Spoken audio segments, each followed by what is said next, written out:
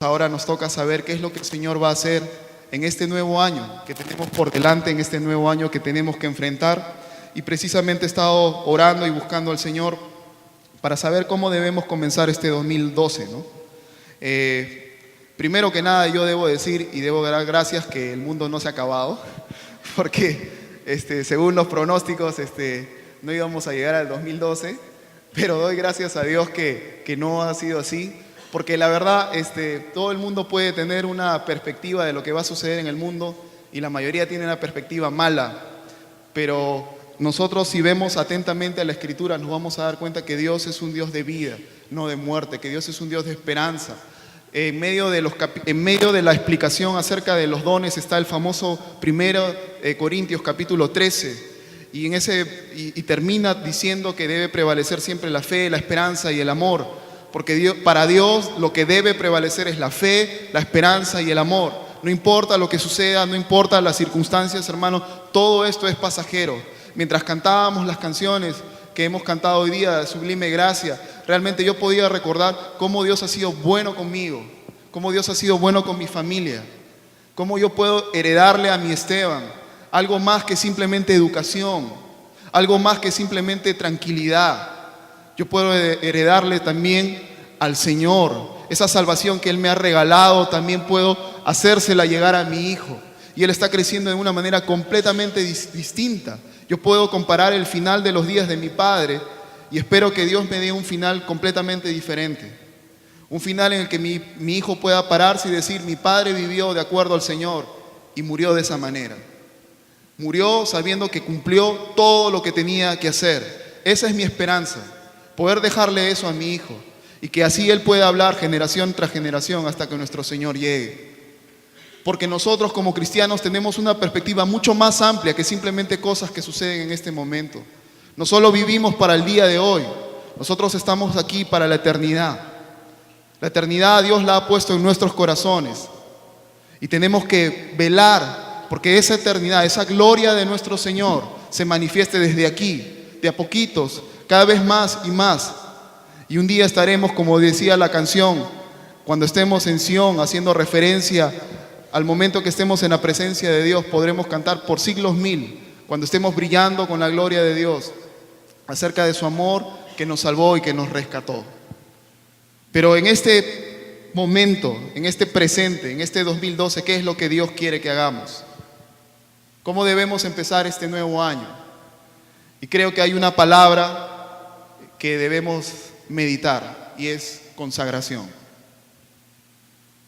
He estado pensando mucho y más allá de decirles hacia dónde vamos a ir, cuáles son los pasos que vamos a dar como congregación, creo que antes de dar un paso tenemos que pararnos y mirar por dónde hemos venido caminando.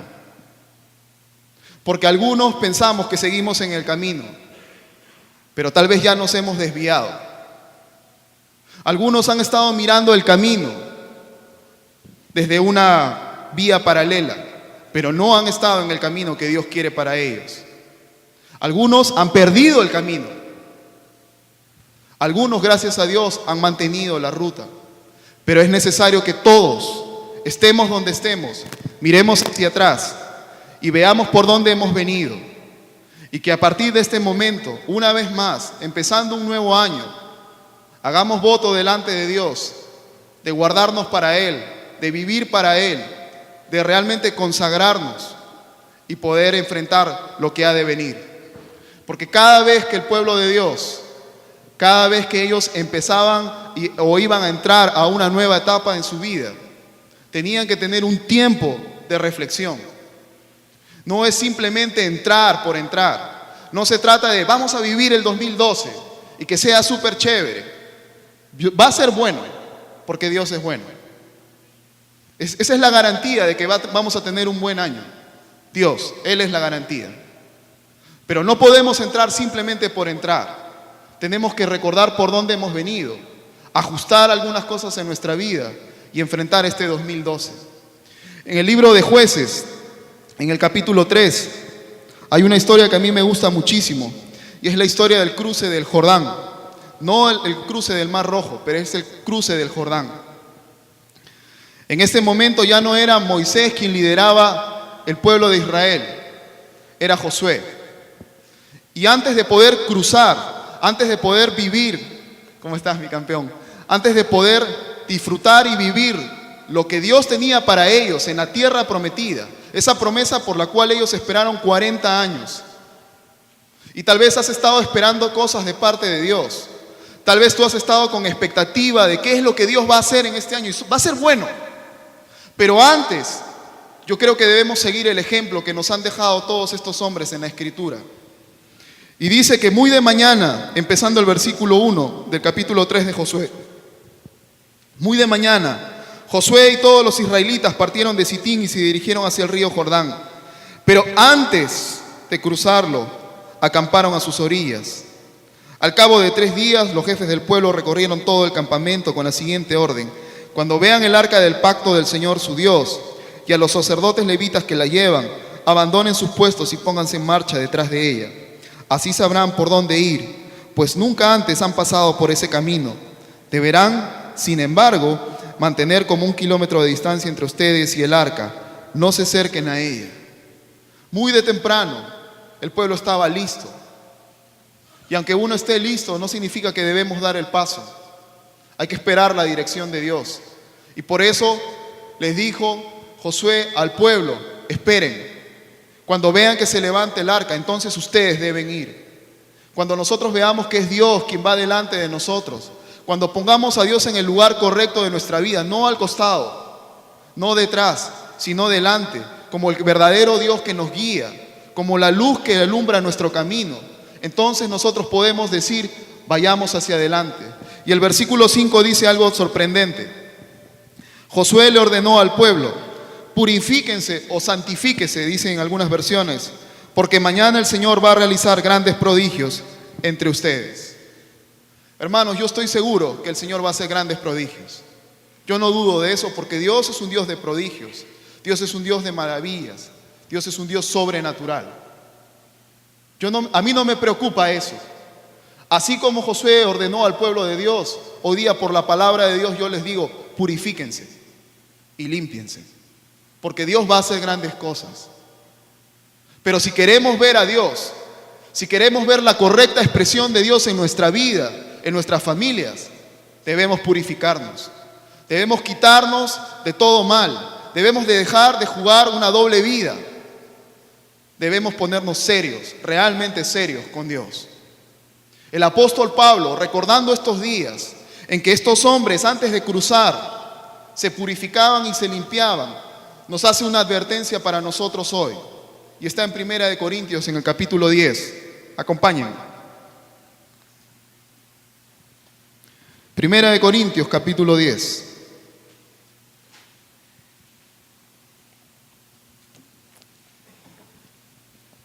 Purifíquense, conságrense.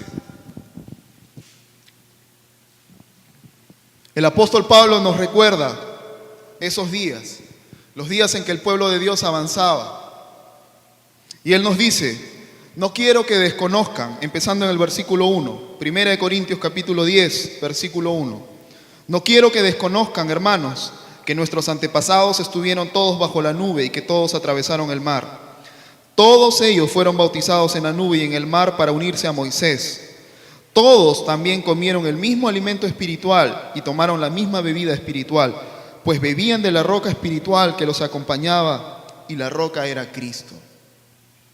Sin embargo, la mayoría de ellos no agradaron a Dios y sus cuerpos quedaron tendidos en el desierto. Si tú estás evaluando tu vida, si nosotros miramos al 2011 y evaluamos nuestra vida por aquello que hemos adquirido, estamos equivocados. Porque aquí dice la Escritura que todos ellos fueron bendecidos. Y hoy en día hay a veces, no sé qué palabra utilizar, pero hay un afán por ser bendecidos en medio de nosotros tan grande. Pero que tú seas bendecido no significa que agrades a Dios. Porque Dios hace salir su sol sobre buenos y sobre malos. Porque cuando llueve, todos se mojan, como dice el adagio popular. Así que a ti te vaya bien, que a mí me vaya bien, no significa que Dios esté agradado con nosotros. Y por eso el apóstol Pablo nos recuerda, aquí están todos aquellos que fueron bendecidos, comieron maná, comieron una comida que, imagínate, hermano, o sea, ellos comieron algo que ni tú ni yo hemos comido, comida celestial. Ellos vieron maravillas, ellos disfrutaron de todo eso. Pero sin embargo, el versículo 5 dice, la mayoría no agradaron a Dios. Tú no puedes medir tu vida por cuán bendecido estás. Tú no puedes medir tu vida simplemente porque tienes cosas o porque tienes salud. Necesitamos ver las cosas correctas. ¿Estamos realmente agradando a Dios? ¿Tenemos una vida que agrada al Señor? Esa es la pregunta para nosotros. Si lo que estamos haciendo realmente, si alguien observara nuestra vida, Dios sería exaltado. Si pusieran un video tuyo de cuando tú estás a solas, Dios sería exaltado. Dios sería levantado en todo lo alto. Ese es el verdadero punto. Eso es lo que tenemos que ver hacia atrás. Porque continúa diciendo, todo eso sucedió para servirnos de ejemplo. Todas esas cosas que ellos hicieron, todos esos errores son hoy día un ejemplo para nosotros, a fin de que no nos apasionemos por lo malo como hicieron ellos. No nos apasionemos por lo malo, hermanos. A veces estamos tan apasionados por cosas, de repente no malas, pero sí vanas, que no sirven para nada, que un día desaparecerán, que un día se malograrán. Pero hoy yo les digo, como decía el apóstol Pablo, no se apasionen por lo malo. No sean idólatras, como fueron algunos de ellos. Según está escrito, se sentó el pueblo a comer y a beber y se entregó al desenfreno. Porque mientras algunos se apasionaron por lo malo, tenían ganas de lo malo, otros simplemente se entregaron a la idolatría y levantaron imágenes y cosas que les hicieron pensar que ahí estaba Dios.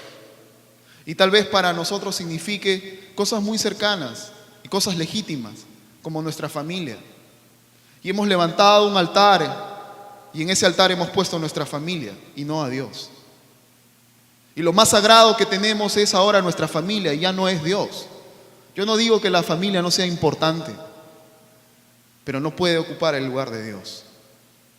No podemos amar más nuestras cosas, nuestra familia, nuestra relación que al Señor mismo. Si Dios permite y nos pide que corrijamos algo en nuestra familia, en gente que amamos, debemos hacerlo, porque Él está por encima. No seamos idólatras, como lo fueron ellos. No cometamos inmoralidad sexual, como algunos lo hicieron, por lo que en un solo día perecieron 23,000.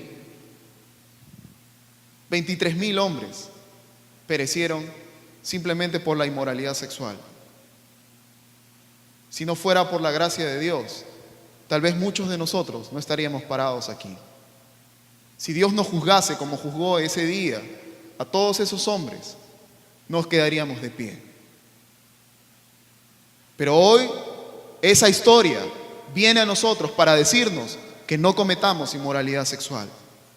Si tú no estás casado con alguien, tú no tienes derecho a tocar nada de las partes íntimas de esa persona, ni viceversa. Ni ella ni él. No te pertenece, no es tuya, no es tuyo, no es tu esposo, no es tu esposa. No tenemos derecho tampoco a fantasear, porque así como dijo el Señor Jesús, ustedes han escuchado que no se debe adulterar. Yo les digo que si uno mira a una mujer y la codicia en su corazón, también ha pecado. Y hoy en día lamentablemente también es algo que se puede aplicar a una mujer, porque les venden tanto ver a hombres desnudos. Es tan común que nos hacen pensar que sí, no hay nada de malo, y de la apreciación pasamos a la codicia. Pero no cometamos inmoralidad sexual, no nos equivoquemos, eso no agrada a Dios. Si hemos caminado así, es hora de ajustar nuestras sendas, de enderezar nuestros pies y alinearnos con el Señor. Tampoco pongamos a prueba al Señor como hicieron algunos y murieron víctimas de las serpientes. ¿Qué cosa para más impresionante? Poner a prueba al Señor.